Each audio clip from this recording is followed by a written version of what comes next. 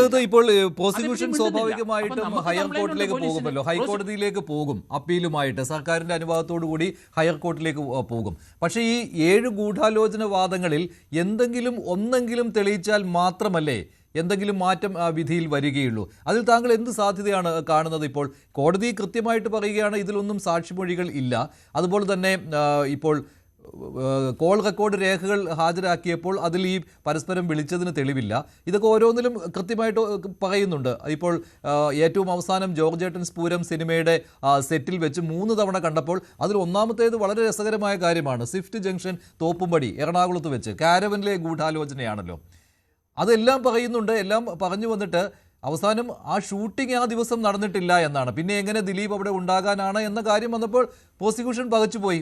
അപ്പോൾ പ്രോസിക്യൂഷൻ അതിൽ ഷൂട്ടിംഗ് ആ ദിവസം ഉണ്ട് എന്നുള്ള രീതിയിലാണല്ലോ കേസുമായിട്ട് മുന്നോട്ട് പോയത്. ആ ഗൂഢാലോചന തിയറി അതേ ദിവസത്തെ കാര്യം കോടതിയിൽ ഉന്നയിച്ചത്. അത് 2016 നവംബർ 8-നാണ്.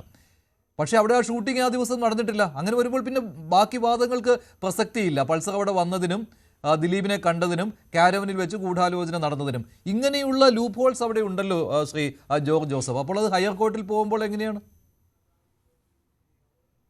അത് ഹയർ കോർട്ടിൽ പോയി അതിനകത്തൊന്നും നോക്കാനില്ല. ഏതെങ്കിലും ഈ 7 പ്രാവശ്യം കണ്ടതിൽ ഏതെങ്കിലും ഒരെണ്ണം മാത്രം ഹൈലൈറ്റ് ചെയ്താൽ പോരെ? എന്തിനാണ് 7 എണ്ണം കാണിക്കുന്നത് ഒരു ഗൂഢാലോചനയ്ക്ക്? കാരണം ഇന്നുവരെ ഞാനത് കണ്ടിട്ടില്ല. അതുകൊണ്ടാണ് ഞാൻ പറഞ്ഞത് എക്സലൻറ്റ് ഇൻവെസ്റ്റിഗേഷൻ ആണെന്ന് കൂടെ ഞാൻ പറയുന്നതിൻ്റെ കാരണം 7 എണ്ണം കൊടുത്തിട്ട് കോടതി അക്സെപ്റ്റ് ചെയ്യുന്നില്ല. അത് വേണ്ട, ആ കോടതിയിൽ നീതി കിട്ടൂല എന്ന് ഉറപ്പല്ലേ? ഇപ്പോൾ അതല്ലേ സംഭവിച്ചിരിക്കുന്നത്. ഇപ്പോൾ അത് തന്നെയല്ല, നടൻ ഇപ്പം അയാളെ ബോയ്ക്കോട്ട് ചെയ്യാൻ തുടങ്ങിയിരിക്കുന്നത് സമൂഹം. നമ്മൾ വിചാരിക്കുന്ന പോലെയല്ല അതിൻ്റെ റിസൾട്ട് വരാൻ പോകുന്നത്. ഇപ്പം KSRTC ബസ് യാത്ര ചെയ്യുമ്പോൾ ഇയാളുടെ CD ഒരു പടം ഇട്ടപ്പം അത് എതിർത്തു അവിടുത്തെ സ്ത്രീകൾ പലരും. അത് അവസാനം ക്ലോസ് ചെയ്തു. ഇയാൾ അമ്പലത്തിൽ തൊഴാൻ പോകുന്ന സ്ഥലത്ത് അവിടെ വരാൻ പാടില്ല എന്ന് പറഞ്ഞ് ബോയ്ക്കോട്ട് തുടങ്ങിയിട്ടില്ലേ? അതുകൊണ്ട് ഇയാളുടെ പടത്തിനൊക്കെ ഈ ബോയ്ക്കോട്ട് വരും. നമ്മൾ വിചാരിക്കുന്ന പോലെയല്ല ഇത് വരുന്നത്. പൊതുജനങ്ങളിൽ നല്ലൊരു വിഭാഗം സ്ത്രീകളാണ്, അവരിതിന് ഡെഡ്ലി അഗൻസ്റ്റാണ്. കാരണം അയാൾ സിനിമയിൽ നല്ല നടനാണെന്ന് എല്ലാവർക്കും അറിയാം, സിനിമ കൺട്രോൾ ചെയ്ത ആളാണ്, അതൊക്കെ വേറെ കാര്യം. പക്ഷേ ഒരു പെൺകുട്ടിയെ നടിയെ പീഡിപ്പിച്ച കാര്യത്തിനും അതിൻ്റെ ദൃശ്യം എടുത്ത കാര്യത്തിനും അതിനാണ് ഇതിനെ കേസ് വന്നിരിക്കുന്നത്. അല്ല അയാളുടെ സിനിമ എടുപ്പിനും അയാൾ അഭിനയക്കാരൻ കൊള്ളൂല്ലൊന്നും അല്ലല്ലോ. അപ്പോൾ അതുകൊണ്ട് കാര്യങ്ങളെല്ലാം കൈവിട്ടു പോയി. സോഷ്യൽ ബോയ്ക്കോട്ടാണ് അതിൻ്റെ അർത്ഥം. അത് വന്ന് തുടങ്ങിക്കഴിഞ്ഞിരിക്കുന്നു. 2 സ്ഥലത്ത് നിന്ന് അയാൾ പിന്മാറി. കാരണം ഇതുപോലെ സോഷ്യൽ ബോയ്ക്കോട്ട് പലർക്കും വരും, കോടതിയുടെ ഭാഗമായിട്ടുള്ളവർ പലർക്കും വരും. അത് നമ്മൾ വിചാരിക്കുന്ന പോലെയല്ല പൊതുജനങ്ങൾ കാണുന്നത്. അതിനകത്ത് ആകെ ആ പെൺകുട്ടിയുടെ ഒപ്പം നിൽക്കുന്നവരെല്ലാം തീർച്ചയായിട്ടും അവർക്കൊക്കെ നല്ല ധൈര്യമുണ്ട്.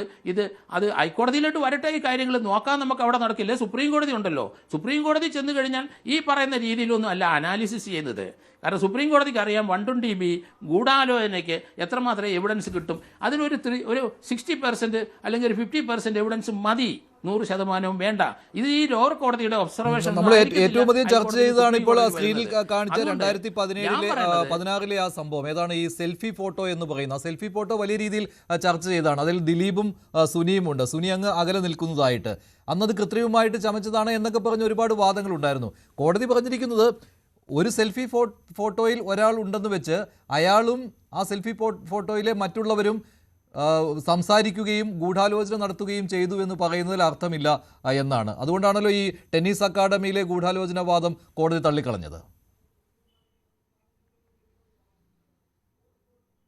ആ രീതിയിലുള്ള എവിഡൻസ് ഇന്ത്യയിൽ ഇതുപോലുള്ള കേസിന് ഒരിടത്തും ഈ ഒരു കോടതിക്കും മുമ്പിൽ പോലീസിന് ഹാജരാക്കാൻ കഴിയില്ല.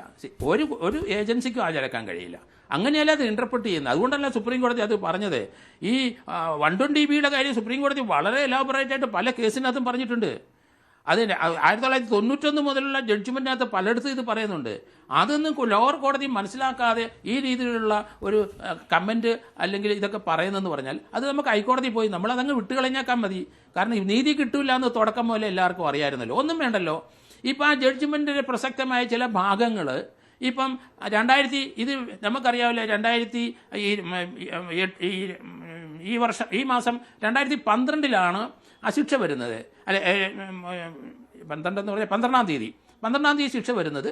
8-ാം തീയതി തന്നെ ഫൗണ്ട് ഗിൽറ്റി വന്നു. 2-ാം തീയതി ഇതാണ് 6 പ്രതികളെ ശിക്ഷിക്കുള്ളൂ, ബാക്കിയെല്ലാം വെറുതെ വിടും. അതിനെ സംബന്ധിക്കുന്ന കാര്യങ്ങളെല്ലാം പുറത്തു വന്നു. 33 പേർക്ക് രജിസ്റ്റേർഡ് ആയിട്ട് അതിൻ്റെ കണ്ടൻസ് അയച്ചു കൊടുത്തിരിക്കുന്നു. കമാൽ പാഷ അദ്ദേഹത്തിന് അതൊരു ഊമക്കത്തിന്റെ രീതിയിലാണ്. നമുക്ക് ആ വിഷയത്തിലേക്ക് വരണ്ട. ഞാനിപ്പോൾ ശ്രീജിത് പണിക്കർ കൂടി ചേരുന്നുണ്ട്. ശ്രീജിത് പണിക്കർ, 1ഉം 2ഉം അല്ല 7 വാദങ്ങളായിരുന്നു പ്രോസിക്യൂഷൻ ഉന്നയിച്ചിരുന്നത്.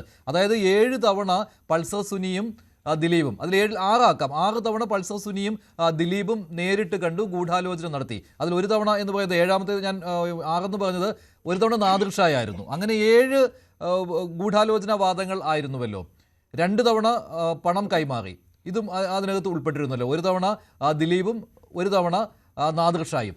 അപ്പോൾ ഇതെല്ലാം ഉണ്ടായിട്ടും ഈ 7 എണ്ണവും തെളിവില്ല എന്ന് പറഞ്ഞ് നിരാകരിക്കുകയായിരുന്നു കോടതി ചെയ്തത്. ഇപ്പോൾ ശ്രീ ജോർജ് ജോസഫ് പറയുകയാണ്, ഇതിനേക്കാൾ കൂടുതലായിട്ടൊരു ഗൂഢാലോചന എങ്ങനെ തെളിയിക്കാനാണെന്ന്, ഇത്രയും വാദമുഖങ്ങൾ പോരെയെന്ന്. അല്ല, അങ്ങനെയല്ല. ക്രിമിനൽ കേസ് അദ്ദേഹത്തിന് അറിയാവുന്നതാണ്, അദ്ദേഹത്തിന് അറിയാത്തതല്ല. ഒരു ക്രിമിനൽ ഗൂഢാലോചന തെളിയിക്കുക എന്ന് പറയുമ്പോൾ അതിൻ്റെ കണ്ടീഷൻസ് എന്തൊക്കെയാണ് എന്ന് വളരെ കൃത്യമായിട്ട് കോടതി എസ്റ്റാബ്ലിഷ് ചെയ്തിട്ടുണ്ട്.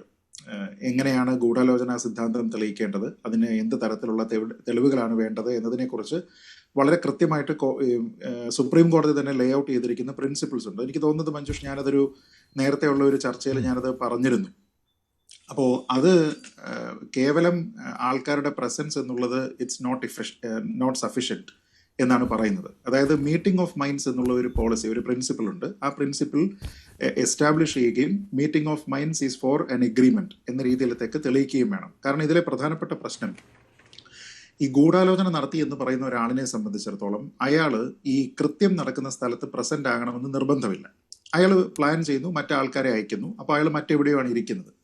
അപ്പോൾ ഇത് വളരെ ലീനിയൻ്റ് ആക്കി കൊടുക്കുന്ന ഒരു പ്രൊവിഷൻ ആണെങ്കിൽ നമുക്ക് ആരെ വേണമെങ്കിലും ഗൂഢാലോചനയിൽ അറസ്റ്റ് ചെയ്യാം. കാരണം മറ്റ് തെളിവുകൾ ആവശ്യമില്ല, അവരുടെ പ്രസൻസ് ആവശ്യമില്ല. അതുകൊണ്ട് ബൈ ഡിസൈനാണ് ഇത് അത്രത്തോളം സ്ട്രിക്റ്റർ ആക്കിയിരിക്കുന്നത്. അതുകൊണ്ടാണ് പറയുന്നത് മീറ്റിംഗ് ഓഫ് മൈൻഡ്സ് ഉണ്ട്, meeting of minds with an agreement ആണെന്ന് എസ്റ്റാബ്ലിഷ് ചെയ്യണം. Mere association or knowledge is not enough എന്ന് പറയുന്നത്, നിങ്ങൾക്ക് അതിൽ ഉൾപ്പെട്ടിരിക്കുന്ന ആൾക്കാരെ അറിയാമെന്നോ അല്ലെങ്കിൽ നിങ്ങൾ അവരുമായിട്ട് ഒന്നിച്ചൊരു സ്ഥലത്ത് ഉണ്ടായിരുന്നു എന്നത് അതിന് മതിയായിട്ടുള്ള തെളിവല്ല.